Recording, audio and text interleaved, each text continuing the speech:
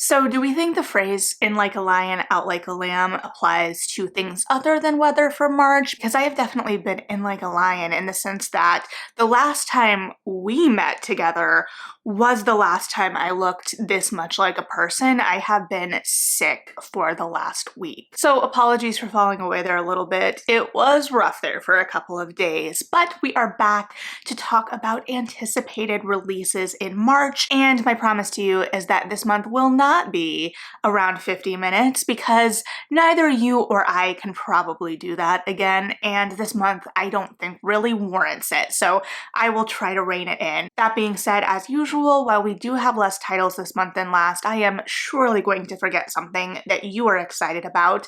So let me know below what you're excited about, whether we touch on it today or not, so we can hype up these books together. So with that being said, let's jump right into it. I have a birthday party to get to after this, so I will try to be as efficient as possible, and happy birthday, Emily. If you've been here for a second, you know Emily from such hits as Indie Bookstore Day and occasionally my comment section, but you know that all of the happy birthday wishes in the world are very much warranted. Okay, this time for real, March 5th, which is the most dense new release Tuesday of the month, so do not get scared when I just keep going and you're like, Melody, you said you were gonna rein it in this month. What are you doing? I promise this is gonna be our biggest day. Okay, let's start it off with a nonfiction title I have to read off of my computer, and that is The Witch of New York, The Trials of Polly Bodine and the Cursed Birth of Tabloid Justice by C. Alexander Hortus. While the title of the book may lead you to believe, because it led me to believe just a little bit, that this would be following a famous witch hunt trial, that is not what we've got here. It really does seem to be more about the tabloid angle. I know, shocker,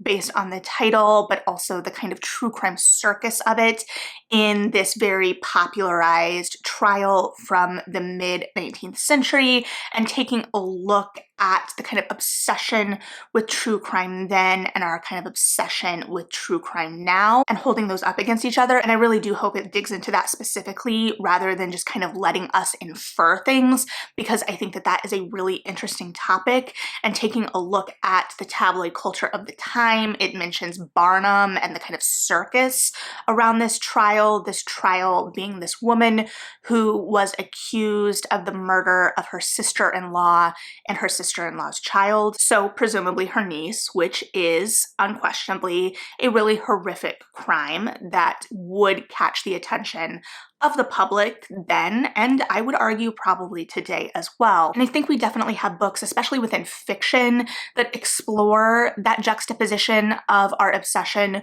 with true crime now and the obsession with true crime, particularly in the Victorian age. I mean, just this year already, we've had Maud Horton's Glorious Revenge, which we've already done a feature Friday on, so this will be a nonfiction look at that. It also involves, you know, to my knowledge, very normal people, in the sense of if you have something like Evelyn Nesbit later in the century that kind of digs more into like Gilded Age and the wealthy and elite kind of tiers of society, and a crime shocking that portion of society at the time in the tabloid culture around that, it's a different thing. So I'm interested to see how this is approached. All right, and then we have The Prisoner's Throne by Holly Black, which is the second in the Stolen Throne duology. This is the follow-up series duology from The Cruel Prince, following Oak from the original trilogy. So this will continue to follow Wren and Oak after the events of the first book, obviously, though I am trying to avoid spoilers here, and will have some differing loyalties and allegiances and some conflict potentially with Jude and Carden. I will be interested to see how much they come into play, or if they come into play in this book outside of the references we got in the first book, but I will just be interested to see what we get here. The first book was interesting, but it lacked for me a little bit of that bite that I remember from the first trilogy. It felt a little dulled to me in some ways, but still had Holly Black's really signature voice, and I liked the darkness that was still there, and there was still bite to be clear, but it also felt like it was holding back in some ways in comparison to, of course, the original trilogy, but even as far back as things like The Darkest Part of the Forest. So we'll just see where this leads us, but I'm ready to go on the ride. And then we have The Great Divide by Christina Enrique, which focuses on the unsung involved in the building of the Panama Canal, or those that were impacted or lives were changed by the building of the Panama Canal. So a historical fiction that seems like it will be following multiple people and multiple threads and plot lines in that vein. I am very much intrigued by this historical focus because it's something that we haven't seen focused on in historical fiction, at least to my purview, as much. And I think that's why this is a unique take. I am also incredibly excited because this is the first, I think there was a title last year that slipped under the radar for me, but this is one of the first big books we are getting from Christina Enrique since the Book of Unknown Americans, which I adored when it came out. That is unquestionably a very emotional novel, but I think it's a very powerful novel.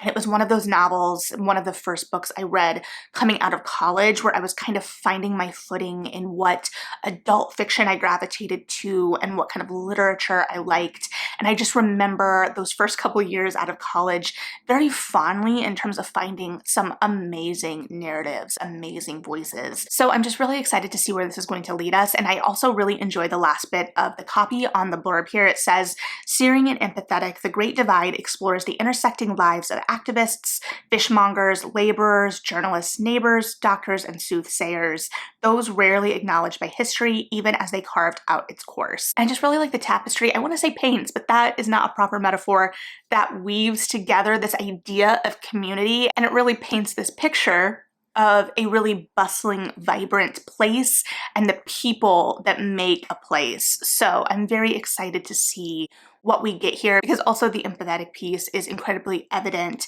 in her previous work. So I'm excited to see how it translates to a new focus, especially with this being historical fiction and something like the Book of Unknown Americans being contemporary, or at least more recent historical. I can't remember the exact timeline of that book, but still, this is much more of a historical novel comparatively. And apologies for any potential misspeaking in this video. My brain was potentially fried by the fever this week, so I am doing my best. And then we have The Poisons We Drink by Bethany Baptiste, which follows Venus, who brews underground love potions, which is a dangerous endeavor, though maybe not as dangerous as the dark magic hidden inside of her. But when an enemy's bullet kills her mother, in her quest for revenge, Venus is recruited to help brew potions to enslave the wealthy and elite of DC, which also pulls her into an underground world. The concept of brewing potions in this is fascinating. We've got a lead named Venus and her use of love potions, so there may be some Greek mythology kind of sprinkles over top here. I'm not sure how much. I do know that this book is going to be tapping into anger and exploring anger within our protagonist, and I think that that is going to be incredibly powerful in terms of looking at this idea of grief and revenge, especially as based on the blurb, it seems like our protagonist really is going to be fighting back against systems of power, and we'll see what these systems of power look like and who she can trust, whether this person she's been recruited by is an ally or just another adversary that is being used in the moment. So I don't know, but it's a young adult that is billed with an urban fantasy element and mentions an underground kind of world, and that is incredibly compelling to me, so we will find out. And then we have Women of Good Fortune by Sophie Wan, which seems to straddle a lot of genres. It looks at the outset like it should be like a romantic comedy, and seems, according to the blurb, to veer straight left into like a darkly comedic heist novel. We're following our protagonist Lulu, who has been proposed to by one of the richest and most eligible bachelors in Shanghai, and while she does not really consider herself in love with this bachelor or herself ready for marriage, she can't turn down this proposal in terms of how it would secure her future. And this leads her to her two best friends, because these are the only people she can really confide in about this. And all of them are kind of searching and unsatisfied in some way. And what is undeniable is that money would fix their problems, which leads them to the brilliant idea to steal the money from the wedding, because it is, after all, the social event of the season. I mean, what can go wrong? I'm guessing a lot, based on the fact that, you need conflict and plot, but I'm also anticipating this being a satirical look at wealth and kind of excess. And I mean, in our modern moment, I think that is an apt exploration. While I do get kind of inklings of Crazy Rich Asians, I think this is going to take a completely different approach. And as painful as this is to say out loud, Crazy Rich Asians did come out a decade ago. I know, it hurts. It hurts. But our ideas of excess and overconsumption, I think, have really accelerated even since then. So I will be interested to see if this is in conversation with modern influencer culture at all. And then we have This Could Be Us by Ken B. Ryan, which is the follow-up to the series starting with Before I Let Go, and this is following our protagonist Soledad. And Soledad is a planner, she's a fixer, but what she can't plan or fix is when she is betrayed by the man she expected to be her forever and is suddenly left as a single mother. So when a new man, referred to as the Forbidden One in the blurb, enters the picture, she has to decide if he is worth the risk. I have heard from reviewers that I trust who have had arcs of this, that they feel this leans a little bit more into women's fiction with romantic elements than as a romance. The distinction for me and a lot of romance readers, of course, being whether the romance is the main driver of the plot. And even based on the framing of the blurb, this seems like it's going to be focusing on Soledad kind of rediscovering herself and coming into herself and starting a new relationship and potentially trusting someone else again is a part of that journey for her. So I think that there will definitely be a heavy emphasis on the romance, but just a caveat depending on your personal romance preferences. I am behind and have not yet read Before I Let Go, but I have also heard that that is an incredibly emotional book, and I would honestly expect this to be the same. And then to mix things up a little bit, we have The Orange and Other Poems by Wendy Cope, which is getting a US release of the collection on March 5th. And despite Goodreads cutting the poetry category last year, I think this is going to be a big year for poetry, especially, of course, because of the new Taylor Swift album, The Tortured Poets Department. And this did have some similarities in terms of thematic explorations, according to the blurb, to what I am potentially expecting from that album. In that, to quote verbatim from the blurb, it says, "In poems that go from laugh out loud funny to deeply moving, Cope offers reflections on love and life, from the joy of failing and being in love to how to manage a painful breakup to cherishing the memories of people loved and lost." So there's a lot of ground there, obviously, and correct me if I'm wrong on the potential parallels there. I personally, in the blurb of this, am drawn to this idea of laugh out loud funny to deeply moving, and this idea of, if we're exploring love and loss and all of these different really big emotions, this idea that you can move through that gamut so much. So I don't know, we'll see, but I also think that this focus and highlight on poetry this year will also be some good impetus for me, in that I've been trying to become better read and more knowledgeable in relation to poetry, but clearly not trying hard enough. So some extra incentive, I guess, to focus on some poetry collections. And then we have Fruit of the Dead by Rachel Lyon. We know over the last, 5 years at this point, Hades and Persephone have really been having their moment. And this looks to be a reimagining of Hades and Persephone, more particularly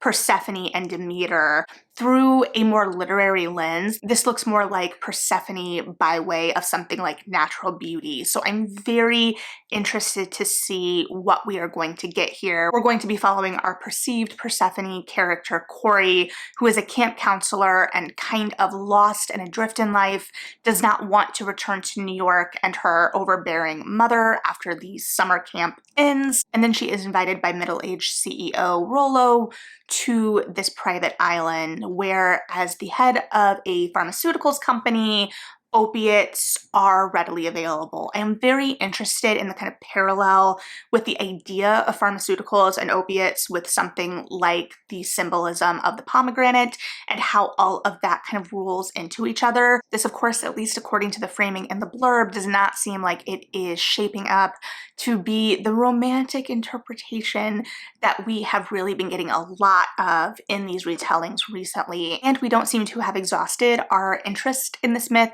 We, of course, still have the Madeline Miller retelling expected. So I think there are still a lot of avenues of exploration here, and I'm really excited to see what approach this takes. And then we have Thirst by Marina Yuzik and translated by Heather Cleary. I apologize for any mispronunciation of that last name because I was having trouble finding pronunciation guides, but I am so incredibly excited for this, and this is further confirmation that this year is potentially the year of the vampire. Here we are following two timelines, and in our historical timeline we have a vampire coming over to Buenos Aires from Europe and seeing this repeat transformation of a village becoming a cosmopolitan city center, which leads me to believe we are dealing with a very old vampire. And then in the other timeline we are in contemporary Buenos Aires with a woman who is dealing with her mother's terminal illness and grappling with that and her own relationship with motherhood when she encounters a vampire in the cemetery. Unclear if it is the same vampire from our historical timeline, but I feel I'm just so excited. I love this idea of this juxtaposition, especially as in the historical timeline, the blurb specifically mentions our vampire coming over from the bloody bacchanals of Europe, and so there is a lot that is evoked with just that phrase, and so I'm just very excited to see this interpretation. I've also enjoyed Heather Cleary's translation of things like Witches by Brenda Lozano, also a very weird book, so I'm just very hopeful about this. All signs point to this should be for me, so we will see. And then also about translation, but in a much different way, we have The Extinction of Irina Ray by Jennifer Croft, which follows 8 translators who have traveled to the home of notable author Irina Ray to translate her presumed magnum opus, and then she disappears into the Polish forests. And so while this has a setup of a very kind of classic mystery, it also, according to the blurb, is very absurd, and I personally am really drawn to the idea of absurdism here, and also we have the idea of forest in the background, which we know I love, especially if we're combining that with the idea of the absurd. So there is a lot of potential here. Also, the cover is very intriguing with those saturated colors, what that's saying. So I'm very interested in what we are exploring here. And then moving on to March 12th, we made it through the 5th. We have Selling the Dream, The Billion-Dollar Industry Bankrupting Americans by Jane Marie. This book is by the host of the Dream podcast, which you have potentially heard me recommend on this channel before. And so by nature of that, this book is an in-depth exploration of MLMs and a takedown of MLM culture. I do anticipate this having a little bit more history in it, potentially based on season 1 of The Dream. And while the most recent season of The Dream was a little hit or miss for me personally, the first season is gold, and this really feels like what this book is focusing on based on the blurb. So needless to say, I am very excited about this one. The Dream was what kind of opened up the world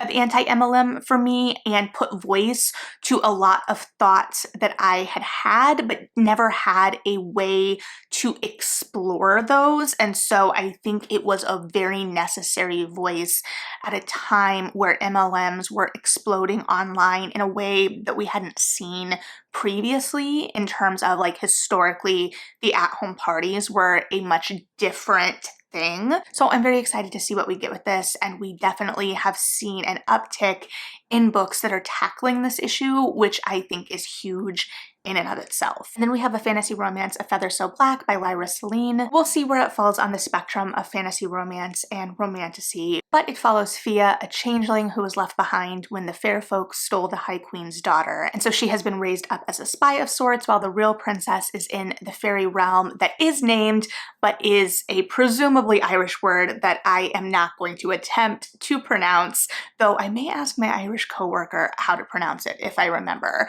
But in the Fae realms, she is cursed to be a swan by day. So when a way into the fairy realms is discovered, Fia is sent in to go and retrieve the princess. And she is sent in with her childhood friend and the princess's betrothed, who she may develop more complicated feelings for, though she also may develop more complicated feelings for the Fey Lord holding the princess captive, as he can see her in a way no one else has previously. So we will see how all of that shakes out, I guess. But to continue the swan imagery and return us to the idea of poets and love, we have The Swan's Nest by Laura McNeill, which is a fictionalized exploration of the romance between Elizabeth Barrett and Robert Browning, who are of course two incredibly famous poets who also have an incredibly famous love story. And then we have A Grave Robbery by Deanna Rayburn, which is the 9th in the Veronica Speedwell series. I am 2 books behind now, so I can't offer too much insight into what we're going to get here,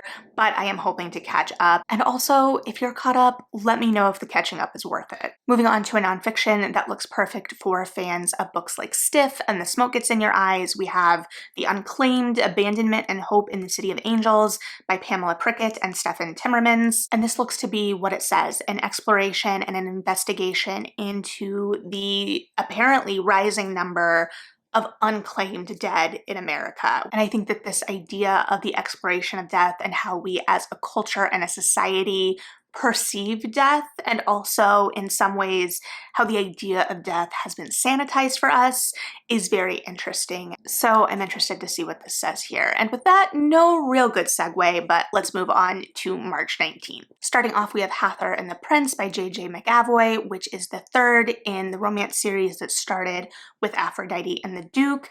Maybe now that they're all out, I will finally jump on this series. I own the first 2 and have been incredibly excited about them, but I just have not slipped them in. So excited to have a complete series to potentially dive into here. I'm also incredibly intrigued by this one with just the idea of the prince, which is interesting to me mostly because historically, at least in Regency-inspired romances, we don't really see that many princes, because it feels like just a hair too far. That's why we see a lot of dukes, because that's presumably kind of as close as you can get without fully breaking that suspension of disbelief and moving completely into this realm of fantasy. So I'll be interested to see how this tackles it. I'm not saying I'm opposed to it by any means, so I'm very interested in what this is going to look like. Then we have Song of the Huntress by Lucy Holland, who is known for her book Sister Song, which I have not read, but I believe Emily grabbed last year on Indie Bookstore Day. Emily, correct me if I'm wrong, but this is a retelling of Herla and the Wild Hunt set in 50 AD Britain, and it follows Herla, who makes a pact with the king of the Otherworld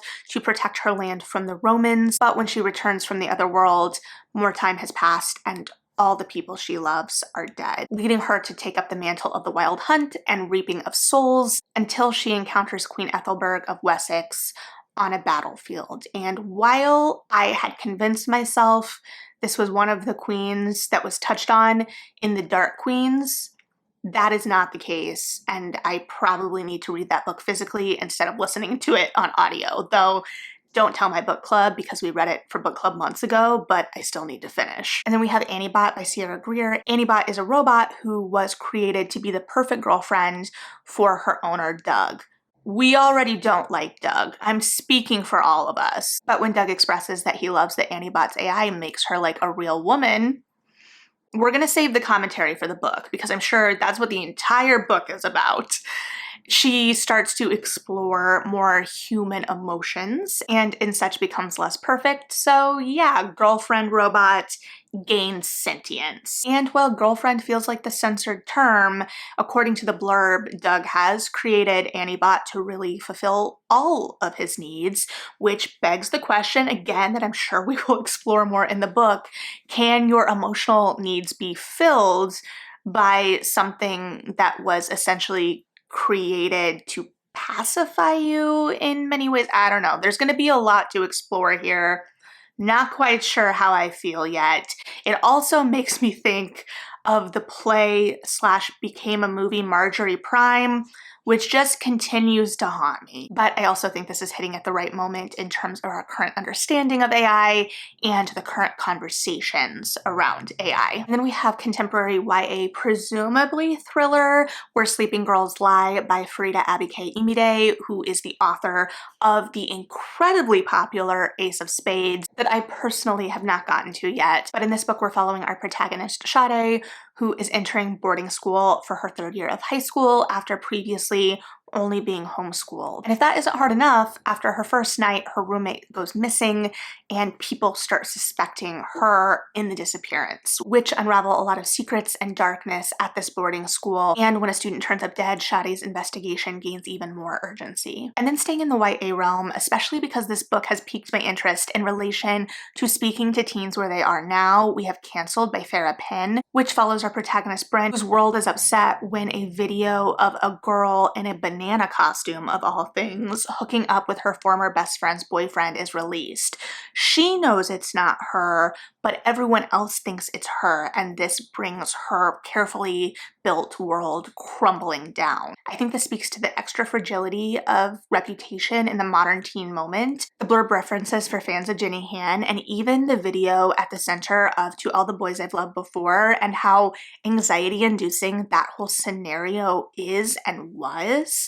I think things have only unfortunately continued to escalate. While cancel gets thrown around a lot online and often is hyperbole, I think in this context, especially for teens where the stakes are so high, and the idea of facing all of this fallout for something that wasn't even you, but the way that narratives can run and be further exacerbated online, it's like the gossip mill times 5,000, I'm just making up numbers, but I think that this is an idea that's really going to speak to teens today, so I'm going to be really interested to see how this is executed. Okay, we're almost there. Let's move on to March 26th. Okay, first we have The Emperor in the Endless Palace by Justinian Huang, which is a gay romantasy following 3 separate timelines, the first being 4 BCE, and then 1740, and then present day. But the way things are framed makes me think that all of these timelines may be reincarnated lovers. So I'm very excited to see how everything weaves together here, but also the idea that we are getting 3 distinct romances of whatever variety that may also be one overarching romance. And I'm excited to see how it all comes together and whether the otherworldly terror referenced in the 1740 timeline carries into these other timelines as well at all. I don't know. I guess we'll have to find out together. And then we have a new romance by Kate Claiborne, The Other Side of Disappearing, which follows 2 sisters, primarily older sister Jess, who has been hiding from her younger sister that the man that their mother ran away with was a con man and the subject of a very popular podcast. But when her younger sister finds this out on her own, they find themselves on the road with these podcasters. I'm getting Dirty John vibes, but I could be wrong. I don't know all the podcasts.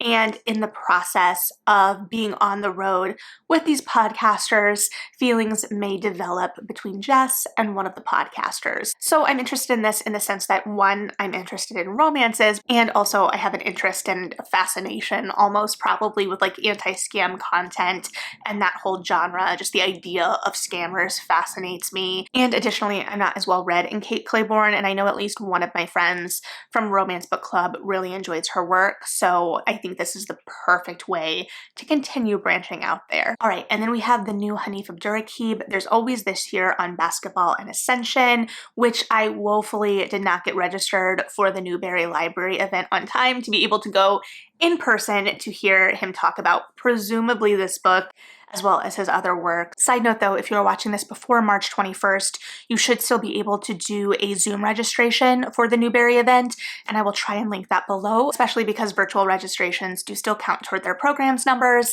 and also because it's sure to be a fascinating conversation. Listen, despite the fact that I am indeed from Indiana, I'm not really a basketball person.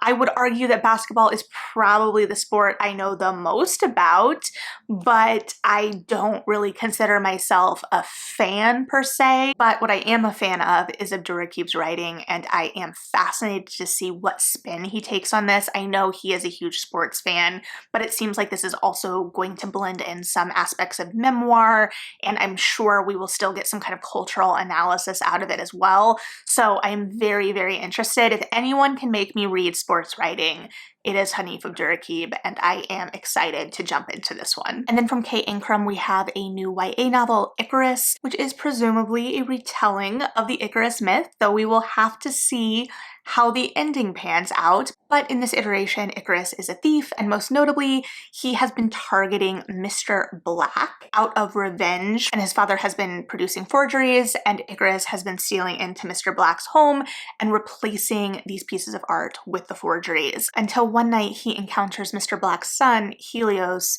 who is under house arrest, and Helios does not turn Icarus in, and a relationship develops that complicates Icarus's mission for revenge and his relationship with his father, and again, we will have to see how that ultimately pans out. And then finally, we have Glorious Exploits by Ferdy Lennon, and if the googly eyes didn't clue you in, this looks completely absurd. It takes place during the Peloponnesian War, and it involves a bunch of Athenian prisoners who have been left to rot at a rock quarry, and a couple of unemployed potters who go down to feed the Athenians in exchange for lines of Euripides in order to pass the time. And in the midst of this, get the grand idea to stage an entire production of Medea, and I just have to read this bit from the blurb. It says, "And our wayward heroes begin to realize that staging a play can be as dangerous as fighting a war, with all sorts of risk to life, limb, and friendship." So again, this sounds just utterly absurd, and honestly,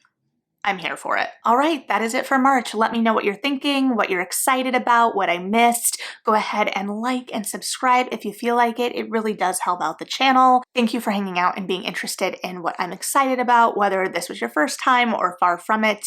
Read something good, and yeah, bye.